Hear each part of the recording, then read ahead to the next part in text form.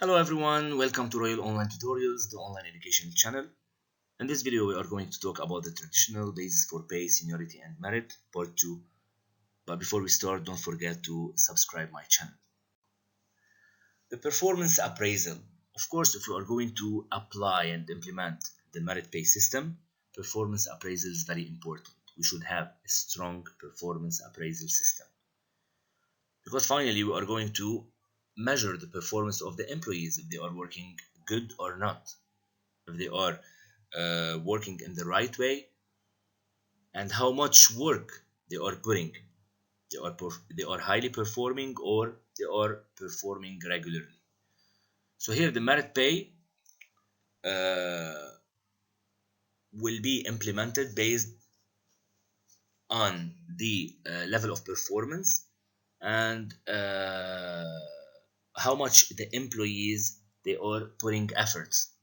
So of course, when we have the performance appraisal available in any company, so we can easily apply the merit pay system, as we said, because it's linked and totally linked to the performance of the employees. But in case we don't have a good performance appraisal or at all a performance appraisal system within the company, so we will not be able to implement the merit pay system.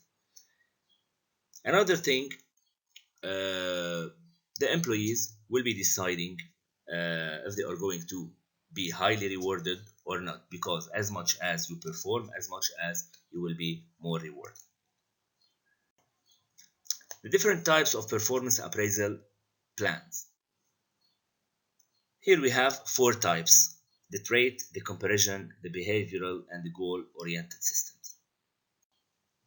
Let's start by the trait system. Here we will ask the rater to evaluate the employees based on traits, characteristics, like what's the quality of work, how much they are working, is there any cooperation, the leadership responsibility, the decision-making ability, if they are creative or not. Based on these characteristics, the rater will evaluate the employees. So here we are going to take like a little bit additional information about the trait system. It's very easy to use and it's becoming common in all the companies because it's focusing on the quality of interaction with the customers. But of course we do have like drawbacks, such as the trait system is highly subjective because it's based on the assumption of the supervisor. Maybe the supervisor will not perceive that you are doing good.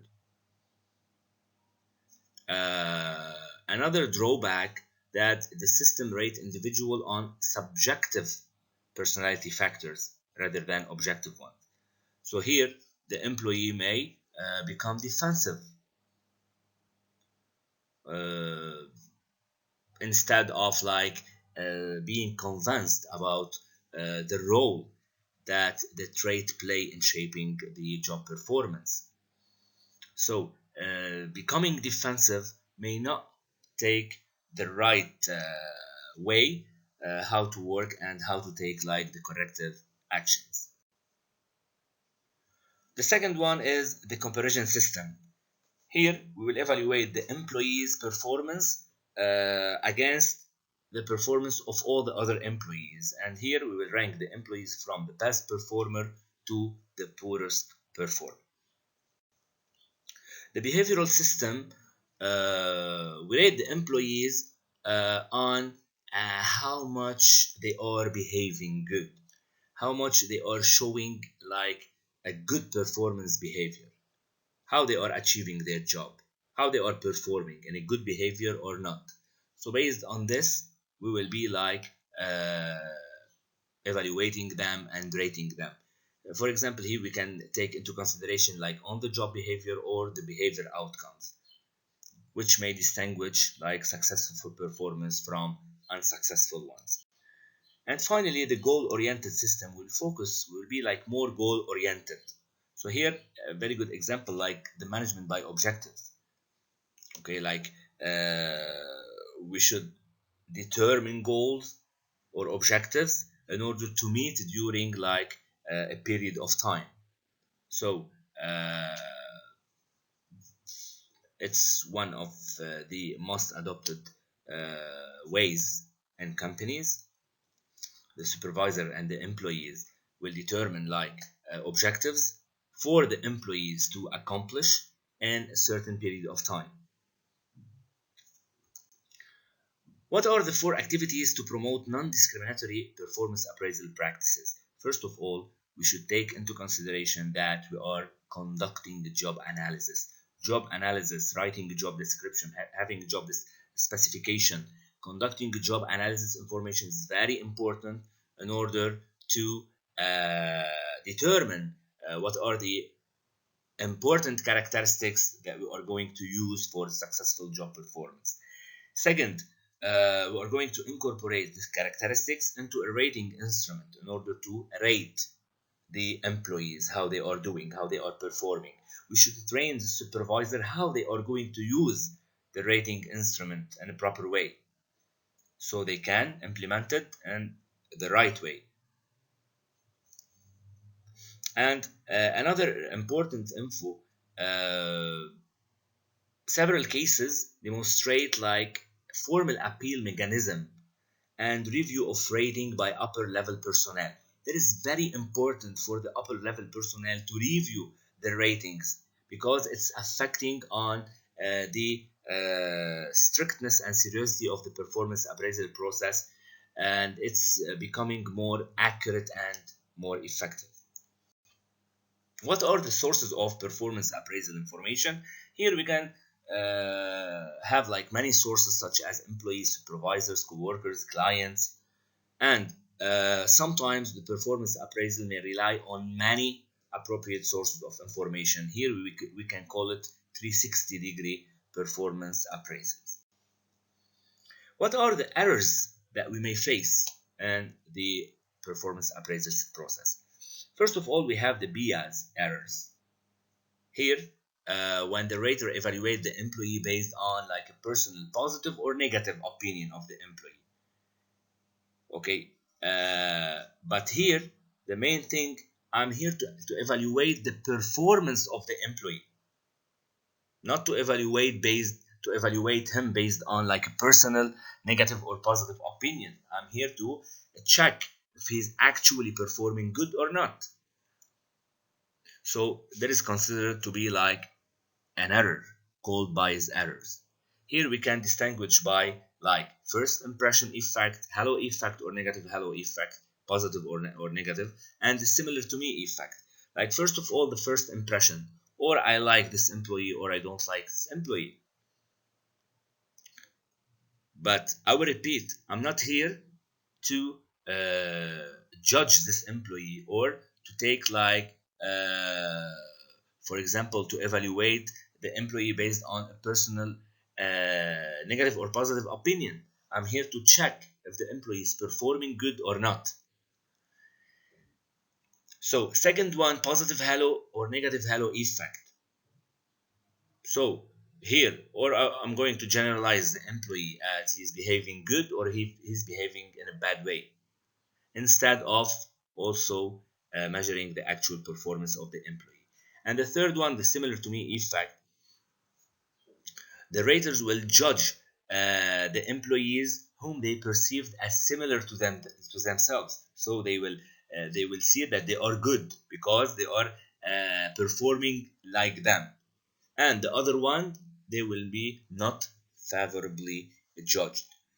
So I will repeat for the last time.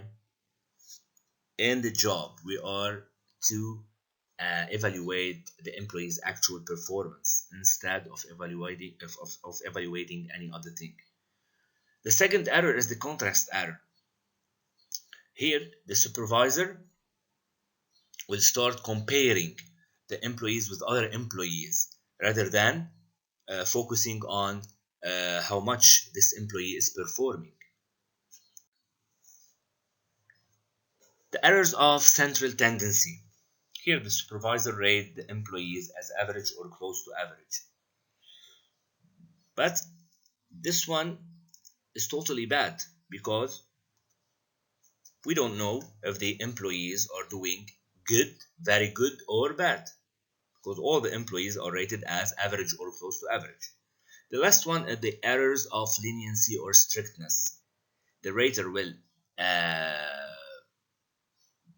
evaluate and rate all the employees like based on a high or low end of scale regardless of the actual performance, such as like in the leniency error, the manager will tend to be nice. He will rate the employees like higher than they really deserve.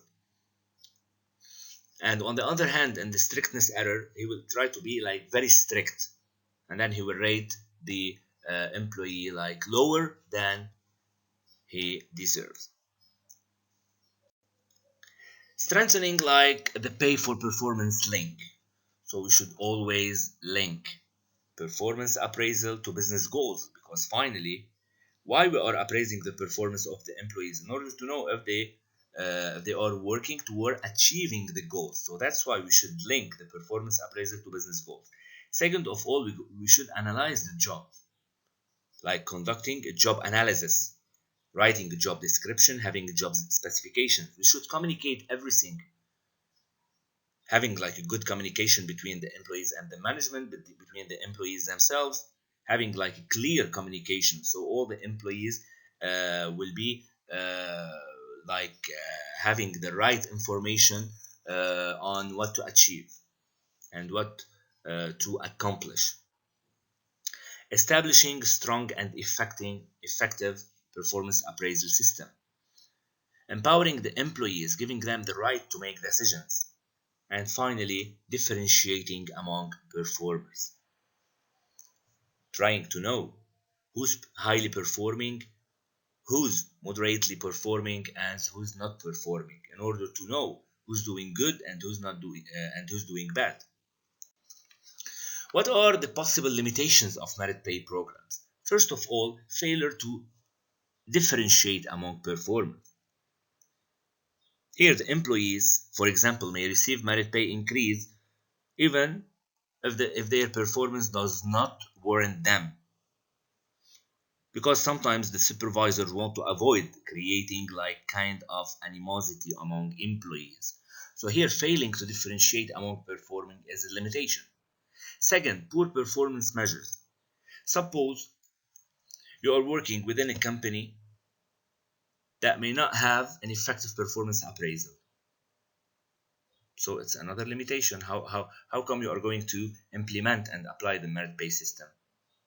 Moreover, if you have a performance appraisal but you don't know how to measure the performance, or maybe you don't have the right measurements in order to measure the performance of the employees, it's also another limitation.